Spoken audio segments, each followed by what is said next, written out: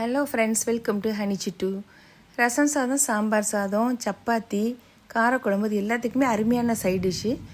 மஷ்ரூமும் முட்டையும் கலந்த ஒரு பொரியல் தான். சிம்பிளான மெத்தடில் என்னோடய ஸ்டைலில் சூப்பர் டேஸ்டியாக எப்படி செய்கிறதுன்னு பார்க்கலாமா?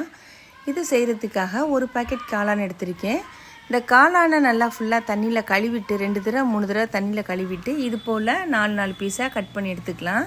இது அப்படியே இருக்கட்டும். இப்போ ஸ்டவ்வை ஆன் பண்ணி ஒரு கடாய் எடுத்து வச்சுட்டு 1 டேபிள் ஸ்பூன் எண்ணெய் சேர்த்துக்கலாம். எண்ணெய் சூடு வந்ததும் 1/2 டீஸ்பூன் சோம்பு நல்லா பொரிஞ்சதும் கொஞ்சமாக கருவேப்பிலை நல்லா பொரிஞ்சதும் 2 பெரிய வெங்காயத்தை பொடி பொடியாக கட் பண்ணிக்கணும். 3 பச்சை மிளகாயை மெலிசாக கட் பண்ணிக்கலாம். காரம் இன்னும் அதிகமாக வேணும்னா இன்னொரு பச்சை மிளகாய் சேர்த்துக்கலாம்.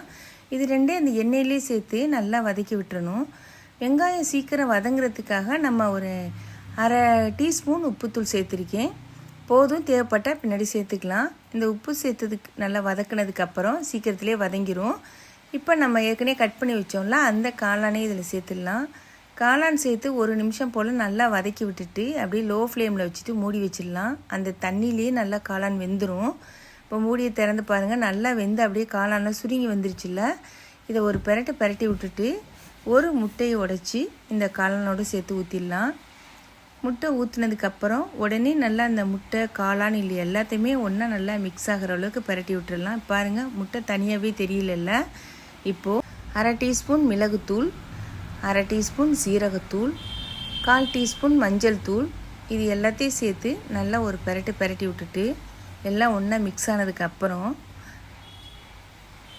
தேவையான அளவுக்கு பத்தாத உப்புத்தூள் சேர்த்துட்டு 1/4 டீஸ்பூன் கரம் மசாலா, கொஞ்சமாக கொத்தமல்லி தழை தூவி 1 டீஸ்பூன் லாஸ்ட்டாக எண்ணெய் சேர்த்துட்டு லேசாக ஒரு பெரட்டிட்டு ஸ்டவ்வை ஆஃப் பண்ணிவிட்டு இதை அப்படியே ஒரு பிளேட்டுக்கு மாற்றிட்டு நம்ம சுட சாப்பிட்டு பார்த்தோன்னா சூப்பர் டேஸ்ட்டாக இருக்கும். பெரியவங்கலேருந்து குழந்தைங்க வரைக்கும் எல்லாருக்கும் ரொம்ப விரும்பி சாப்பிடுவாங்க. கண்டிப்பாக நீங்கள் இதை ஒரு தடவை ட்ரை பண்ணி பாருங்கள். இந்த வீடியோ பிடிச்சிருச்சுன்னா வீடியோக்கு ஒரு லைக் பண்ணிக்கோங்க. இது வரைக்கும் நம்ம சேனலை சப்ஸ்கிரைப் பண்ணாதவங்க சப்ஸ்கிரைப் பண்ணிக்கோங்க. Thank you friends.